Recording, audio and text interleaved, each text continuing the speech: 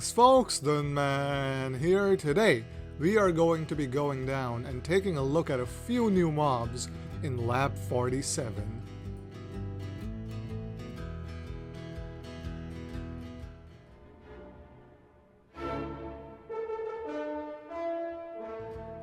This whole operation began when the scientists of Lab 47 discovered an archaeology site not too far away.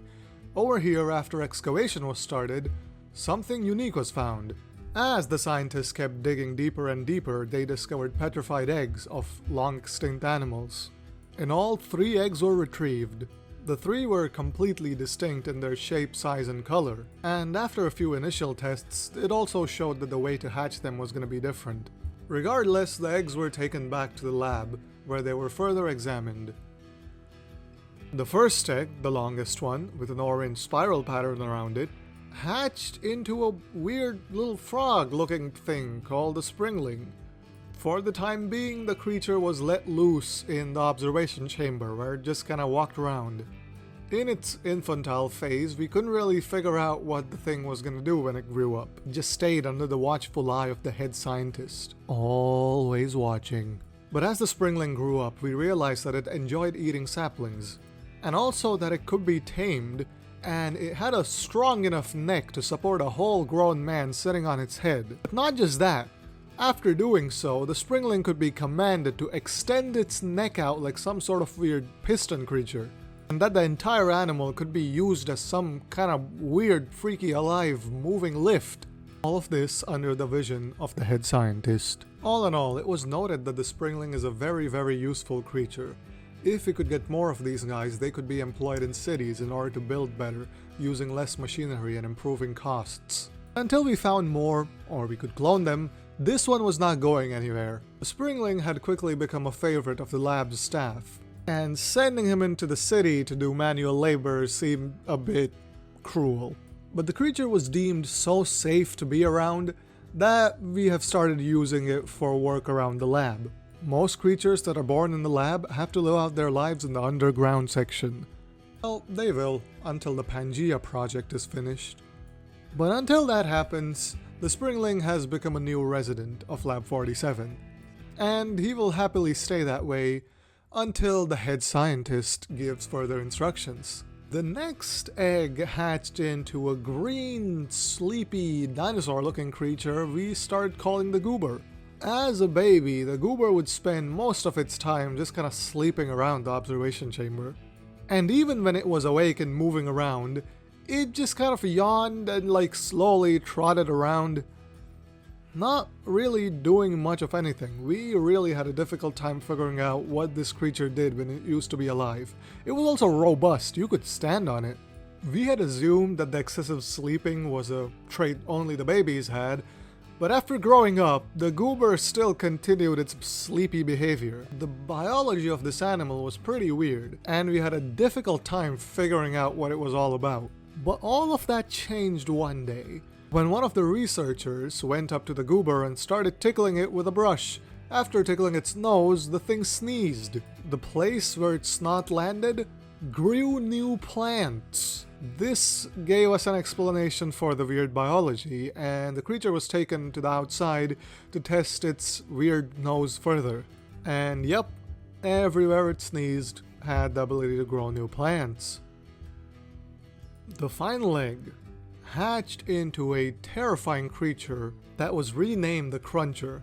From its very first moments, the creature was very, very hostile, and a guard had to be sent in to fight it. But after a few moments of fighting, we realized a very peculiar behavior. The creature wanted food. Every time it would get low on health, it would demand food. And the more we fed it, the more calm the creature grew. After a short while of repeating this, we finally got the creature down to a state where it was downright passive after being fed enough. And it did something real weird. The creature showed the ability to store mob drops inside of itself. So what we decided to do is hand over some bones just to see what happens to it. We were pretty sure any mob drop would work, but we decided to go with bones since they're easily available for everyone. After giving the creature a bone, it didn't really do anything. and it was getting pretty late, so I decided to retire. Lab 47 is a gigantic place. It has so many chambers that even the people working here don't know how many for sure. The lab also has an ample amount of sleeping quarters, so I went to bed. My only job in this lab is to document everything that's going on. Apparently the lab's been having PR problems. The next morning we went back to look at the cruncher. The thing was chilling inside the observation chamber, and when we got close, it spat out some kind of nasty blue block. As disgusted as we were, we decided to crack the block open, and inside were arrows and bones, meaning it gave us all the drops from a skeleton. So yeah, this thing can be used for some crazy stuff. Soon after the case of the 3 eggs, another specimen was brought into the lab. The scientists were calling it the Treeper. Apparently it was of the same genus as the creeper, but it was gigantic. This thing was brought in from a nearby taiga biome, and as they started experimenting on it, they realized a few things. Creature's behavior responded to the temperature at which it was maintained. Giving it some water to cool it down made the thing wake up. Its roots turned into legs, and it got up out of the ground and started walking around. On the other hand, warming it with a flint and steel made it go to sleep. While awake, we realized that smacking the Treeper with an axe or something would make it drop pine cones. These pine cones, just like their parent, had some creepery elements to them. After the ancient pine cones were planted and they grew to full maturity, they turned into little baby creeper-looking things. These things imprinted on whoever hatched them and would be loyal to them like dogs. In one of the later experiments, it was decided that these things would be used in combat.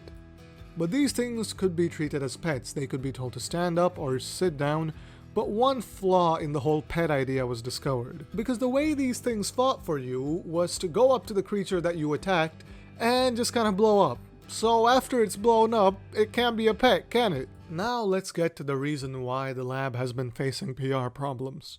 Recently, some old footage from the 70s came up. In these videos, you see a scientist working on some kind of creature. The creature was made using ancient body parts found frozen in ice. It was brought to life by striking it with lightning by sticking a lightning rod into it. The creature was nicknamed the Mammutilation, and it would remain uncomfortable for most of its short life. At this point in time, the observation chamber or the underground sections weren't built yet, and so the creature just kind of lived in the main deck of the lab. Scientists have records of this thing just looking up and howling at night. There are also records of another behavior that it had. The creature sneezed a substance called ichor from time to time. When this self-admittedly nasty substance was combined with eggs and a phantom membrane, it turned into a completely new formula. They say that this stuff had the ability to reverse aging.